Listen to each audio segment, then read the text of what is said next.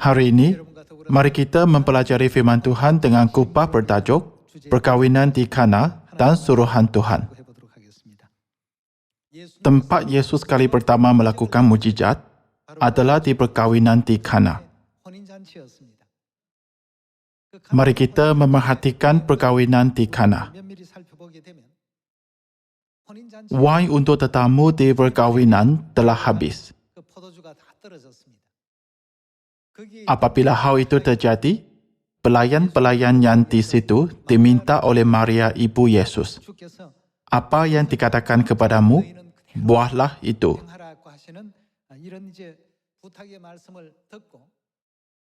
Lalu, Yesus memberi arahan, berkata, isilah tempayan-tempayan itu penuh dengan air. Para pelayan mengerjakan suruhan Yesus dan membawa air. Lalu dia menukar semua itu menjadi wain, agar semua tetamu dapat menikmati perkawinan dengan gembira. Bila-bila zaman pun, jika kita mengikut firman Tuhan, meskipun suatu suruhan nampak remeh, Tuhan dapat mendatangkan perubahan ajaib melalui suruhan itu. Kita nampaknya menginjil dengan kekuatan dan keupayaan sendiri. Tetapi Tuhan sedang mengubah dunia rohani melaluinya. Ini adalah seperti dia mengubah air menjadi wain. Semasa menginjil, kita mengalami kewibawaan dan kekuatan firman Tuhan serta berbagai mujizat melalui firman. Jadi, kita harus ambil sedikit masa untuk berfikir mengapa ketaatan ialah cara untuk menghasilkan buah Injil yang terbaik. Mari kita lihat buku Yohanes bab 2 ayat 1. Pada hari ketiga, ada perkawinan di Kana yang di Galilea, dan ibu Yesus ada di situ.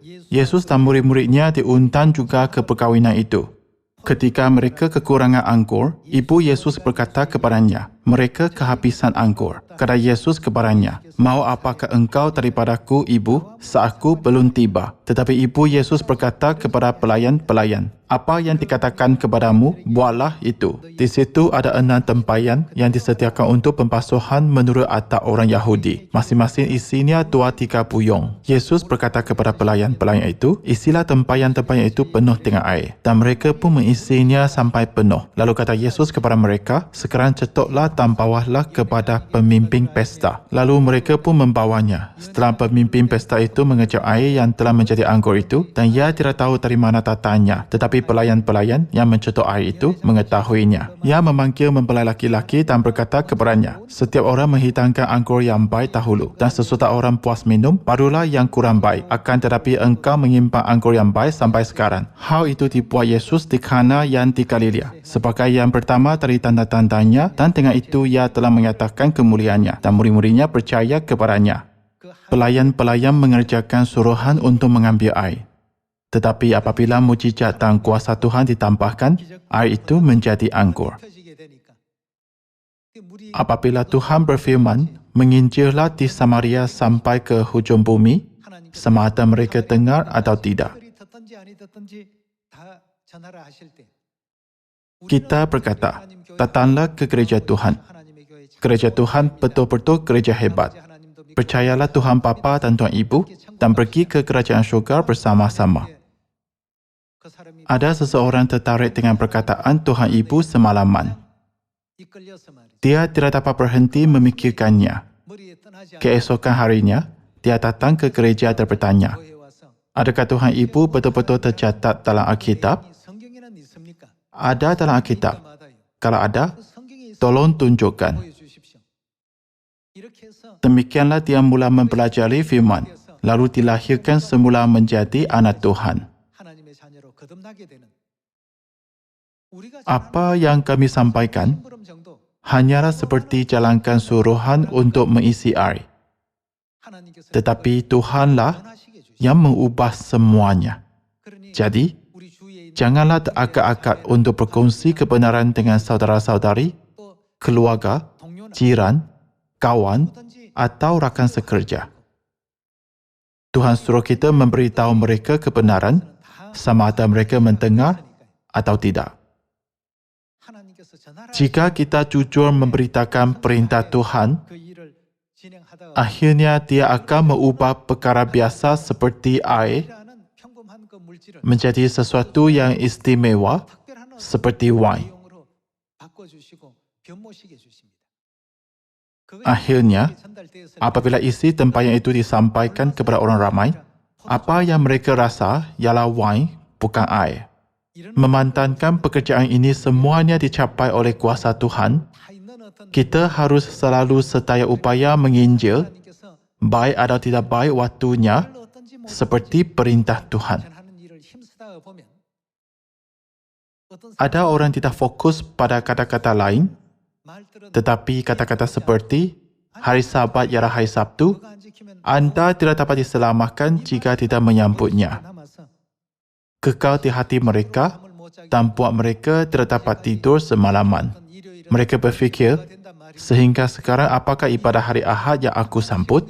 Jika itu salah, haruskah aku berubah mulai sekarang? Selepas banyak berfikir, akhirnya mereka datang ke gereja dan mempelajari sejarah gereja dan bagaimana hari Sabat diubah. Akhirnya, mereka mengubah fikiran, menerima kebenaran Tuhan dan menjadi ahli keluarga Sion. Inilah peranan kita.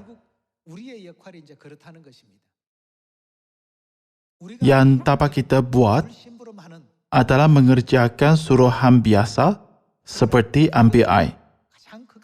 Tetapi Tuhanlah yang mengubahnya menjadi wine yang terbaik.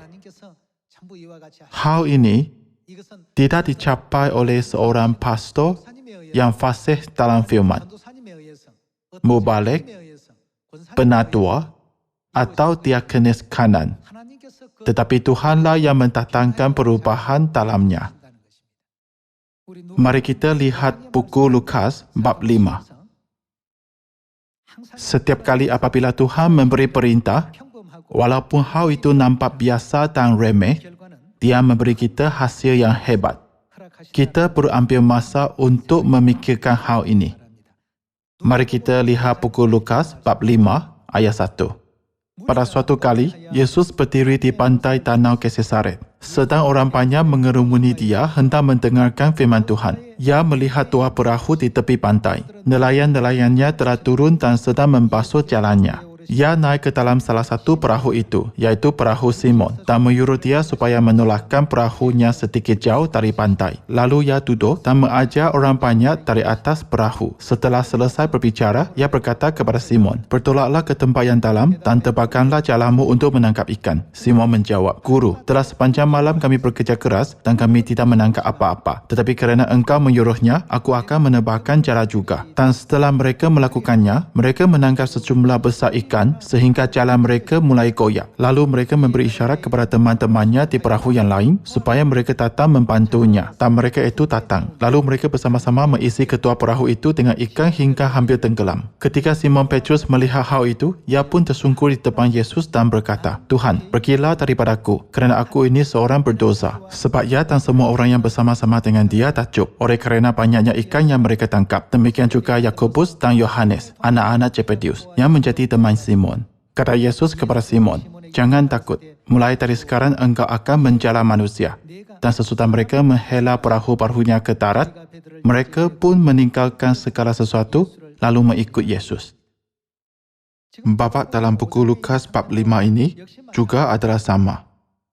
Yesus berkata, "Bertolaklah ke tempat yang dalam dan tebarkanlah jala."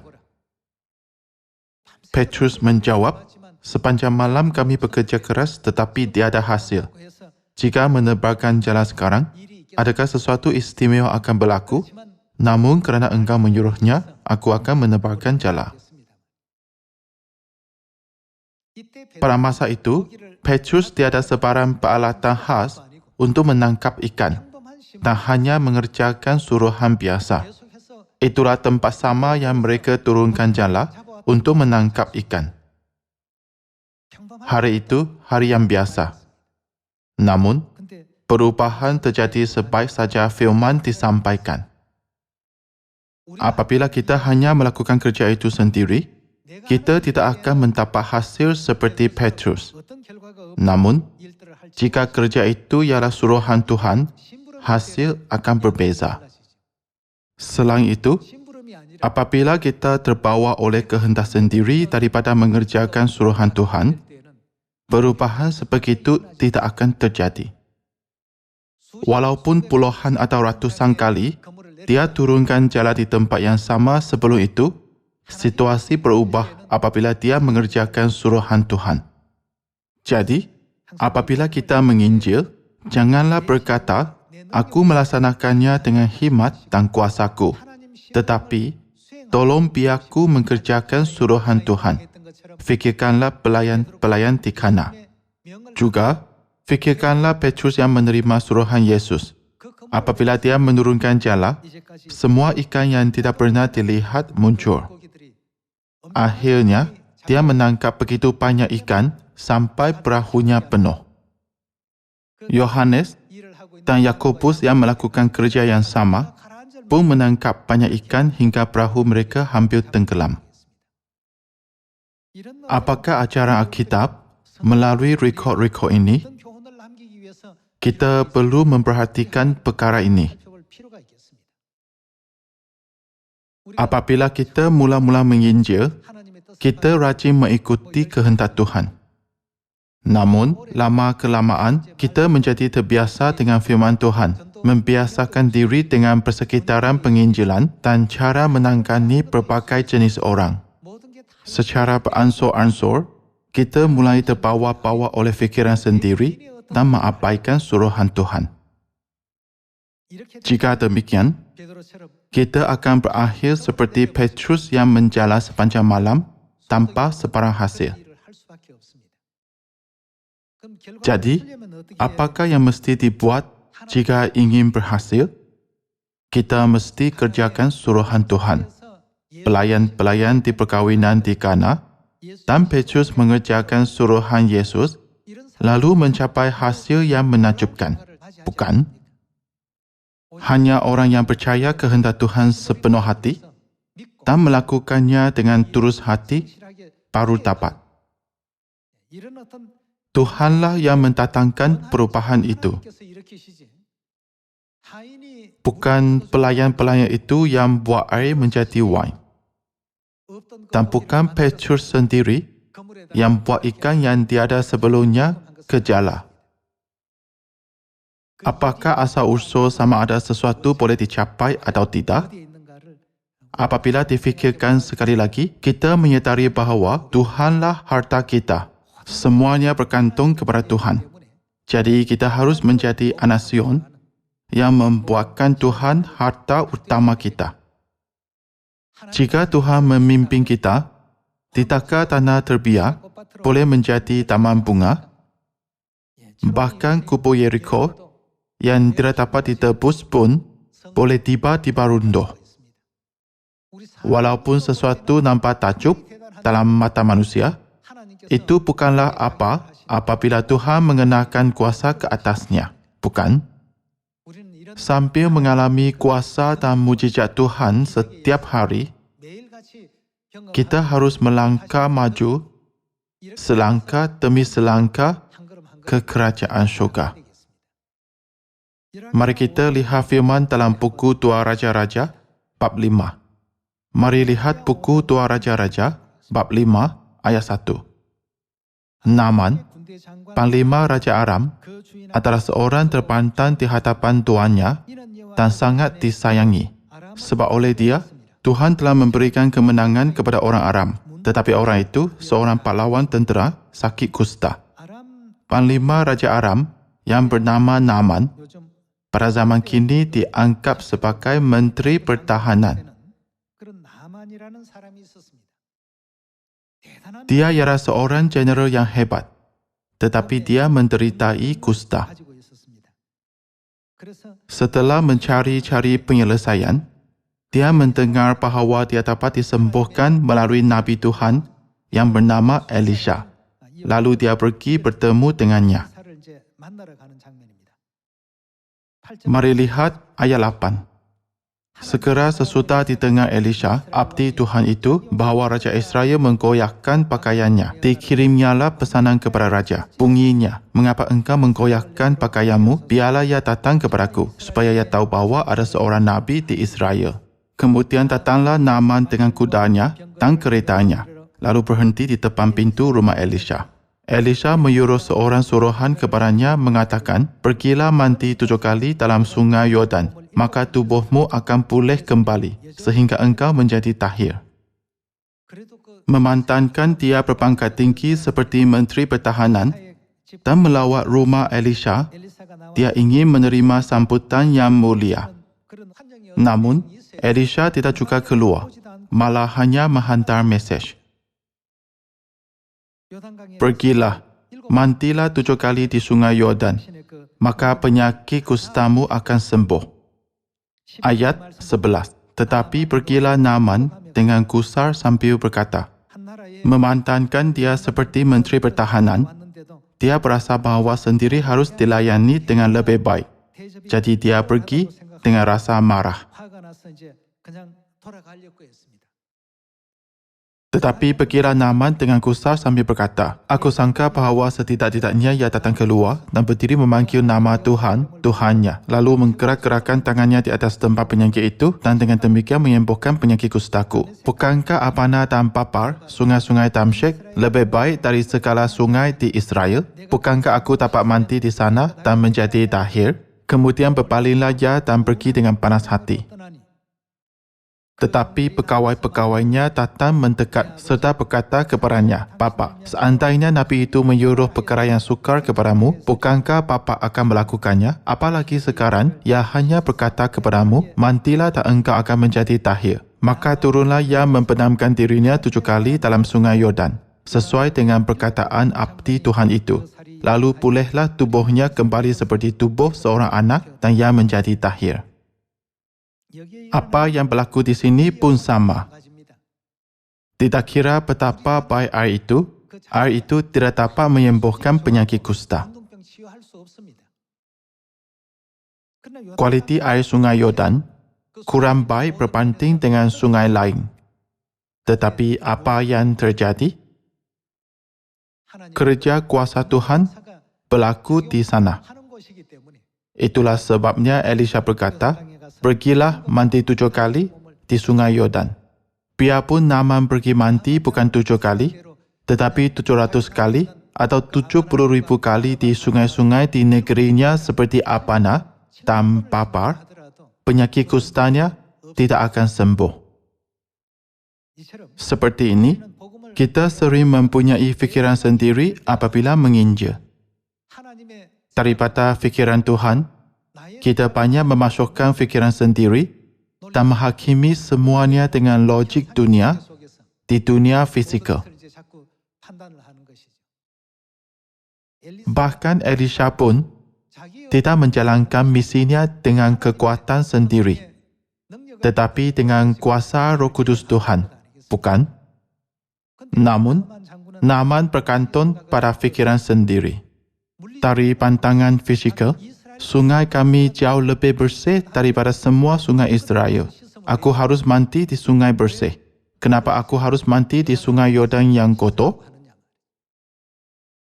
Lagipun, dia jengkel kerana Elisha hanya menghantar mesej tanpa keluar dari rumahnya.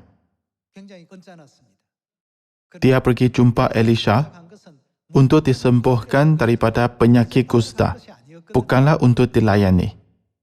Namun, dia lupa tujuannya. Dia tersinggung kerana cara dia dilayani dan dia tidak menyukai penyelesaian yang diberikan. Sesuatu yang tidak kita suka tidak bermaksud tidak harus dilakukan. Cara Tuhan adalah berbeza dengan fikiran manusia. Jadi kita perlu sentiasa mengerjakan suruhan Tuhan menurut perintahnya. Dalam buku Kisah Para Rasul bab 5 tertulis, jika maksud dan perbuatan berasal dari Tuhan, hal itu tidak akan gagal atau berhenti, dan pasti akan terjadi. Harap kita menjalankan penginjilan dengan pahatkan hal ini dalam hati. Pelayan-pelayan di Kana yang mengerjakan suruhan, Petrus mematuhi perintah Yesus dan mujizat Naaman di Sungai Yordan. Semua ini berkaitan dengan suruhan Tuhan. Apabila melakukan kerja penginjilan, kita terkadang juga ada fikiran yang salah seperti Naaman. Apabila kita mementingkan sendiri dan berfikir, aku berpangkat tinggi, kenapa mereka begini denganku? Maka kita tidak dapat mengalami kerja ajaib Tuhan. Suruhan yang diamanahkan oleh Tuhan kepada kita sangatlah mudah dan biasa. Dia berfirman, pergi dan sampaikanlah firman. Jika kita menyampaikannya, Tuhan mendatangkan perubahan melalui firman yang kita sampaikan. Sungai Yordan sendiri tiada kuasa untuk menyembuhkan penyakit kusta. Tuhan membuatnya demikian agar perubahan istimewa berlaku hanya pada Naaman. Bukankah kini kita semua mengerjakan suruhan Injil Tuhan? Mari kita lihat apakah jenis minta yang Tuhan suruh kita miliki semasa mengerjakan suruhan Injil dengan melihat buku 2 Timotius bab 4. Mari lihat buku 2 Timotius bab 4 ayat 1. Di hadapan Tuhan dan Kristus Yesus yang akan menghakimi orang yang hidup dan yang mati, aku berpesan dengan sungguh-sungguh kepadamu, demi pernyataannya dan demi kerajaannya, beritakanlah firman. 66 buah buku Alkitab ialah firman Tuhan yang suci, ditulis oleh para nabi yang diturun oleh Roh Kudus. Walaupun kata-kata ini ditulis oleh berbagai nabi, sebenarnya inilah firman siapa? Inilah firman Tuhan. Sama seperti Tuhan menyuruh pelayan-pelayan di Kana untuk mengisi tempayan dengan air, Tuhan menyuruh kita untuk memberitakan firman. Kita hanya perlu buat seperti yang disuruh. Kita bukan pergi bertujuan untuk tunjuk orang lain kebolehan sendiri. Betul? Adakah Yesus memerintahkan pelayan untuk menciptakan wain dengan kekuatan sendiri? Dia hanya menyuruh mereka isi air. Maksudnya, yang lain akan aku lakukan. Jadi apakah yang harus kita buat? Mari lihat ayat 2 sekali lagi. Beritakanlah firman. Siap setialah baik atau tidak baik waktunya. Nyatakanlah apa yang salah, tegurlah dan nasihatilah dengan segala kesabaran dan pengajaran.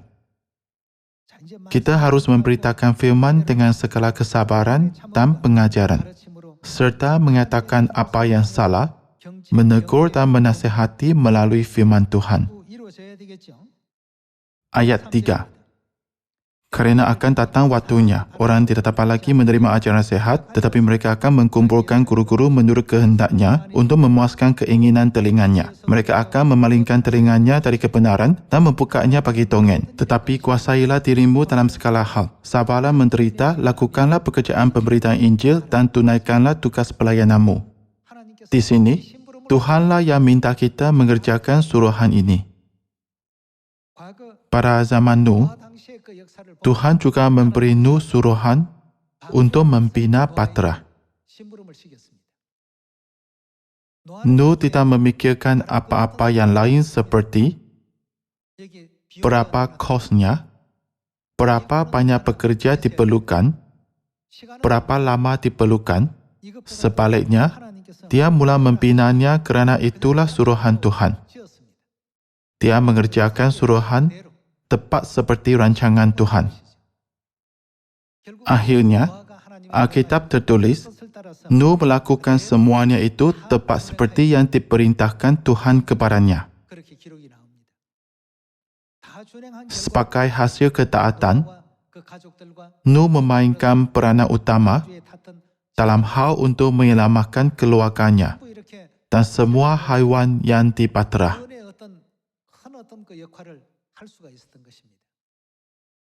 Apabila Nuh membina Batra, dia tidak berfikir, aku harus menyelamatkan manusia. Sebaliknya, dia hanya mengerjakan suruhan Tuhan. Walaupun patra itu tiada tiang kapal atau kemudi, Tuhan tidak membiarkannya tenggelam atau pecah akibat air bah.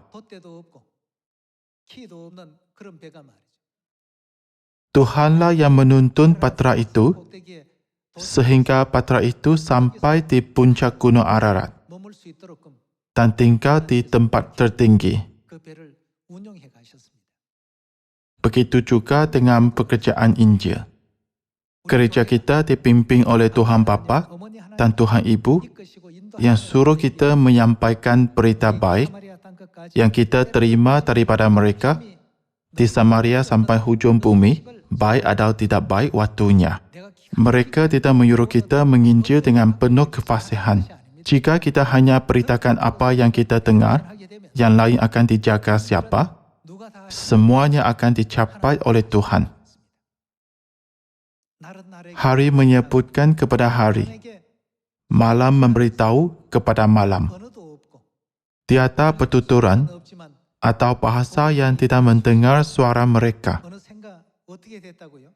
Berita baik Injil bagaimana telah sampai ke serata bumi dan kata-kata mereka ke hujung dunia. Kita tidak tahu bagaimana Tuhan melakukannya. Mari kita lihat buku Yehezkiel bab 2 ayat 3. Firman-Nya kepadaku, hai anak manusia, aku mengutus engkau kepada orang Israel, kepada bangsa pemberontak yang telah memberontak melawan aku. Mereka dan nenek moyang mereka telah menturhaka terhadap aku sampai hari ini juga. Kepada keturunan inilah yang keras kepala dan tegar hati.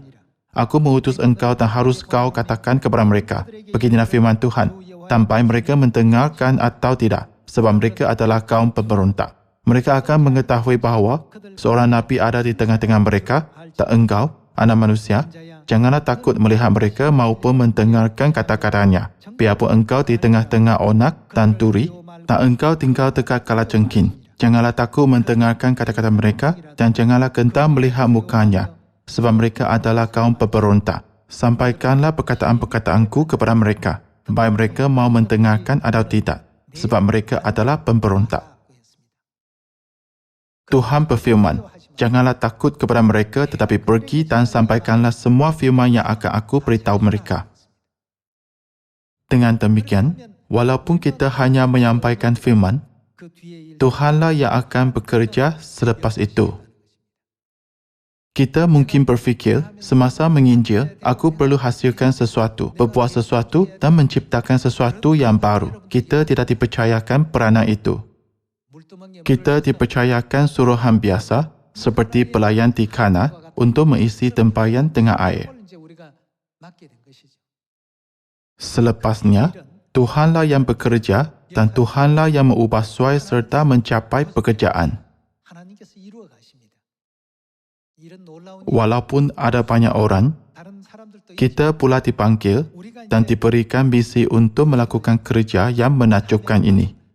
Memikirkan hal ini, kita selalu memberi kesyukuran serta kemuliaan kekal kepada Bapa dan Ibu Syurgawi. Hal itu kerana Injil ini pasti akan diberitakan di Samaria sampai ke hujung bumi. Kita telah diamanahkan Injil yang 100% akan digenapi. Sebab itulah baik atau tidak baik waktunya, sama ada mereka mendengar atau tidak, Tuhan suruh kita menginjil. Lalu seketika nanti, dalam situasi yang tertentu, Tuhan pasti akan mengingatkan mereka apa yang mereka dengar sebelum ini, agar mereka datang mencari Tuhan. Pada zaman ini, contoh-contoh begitu betul-betul ada banyak dan sedang dipenuhi semasa Injil diberitakan. Mari kita lihat satu ayat lagi dalam buku Markus bab 16. Bab 16 ayat 15. Lalu ia berkata kepada mereka, pergilah ke seluruh dunia, beritakanlah Injil kepada segala makhluk. Kita mesti mengerjakan suruhan ini. Mari lihat buku Markus bab 16 ayat 15 sekali lagi. Lalu ia berkata kepada mereka, "Pergilah ke seluruh dunia, beritakanlah Injil kepada segala makhluk. Siapa yang percaya dan dibaptis akan diselamatkan, tapi siapa yang tidak percaya akan dihukum. Tanda-tanda ini akan menyertai orang-orang yang percaya. Mereka akan mengusir syaitan-syaitan demi namaku. Mereka akan berbicara dalam bahasa-bahasa yang baru bagi mereka. Mereka akan memegang ular, dan sekalipun mereka minum racun maut, mereka tidak akan mendapat celaka. Mereka akan meletakkan tangannya atas orang sakit dan orang itu akan sembuh." Sesudah Tuhan Yesus berbicara demikian kepada mereka, terangkatlah ia ke syurga, lalu duduk di sebelah kanan Tuhan. Mereka pun pergilah memberitakan Injil ke segala penjuru, dan Tuhan turut bekerja dan meneguhkan firman itu dengan tanda-tanda yang menyertainya. Kita juga harus dalam iman sebegini. Mungkin sesetengah orang berasa sukar dan takut terhadap penginjilan kerana berasa tertekan perlu melakukan sesuatu. Peranan kita adalah sangat mudah dilakukan seperti suruhan pelayan di Kana.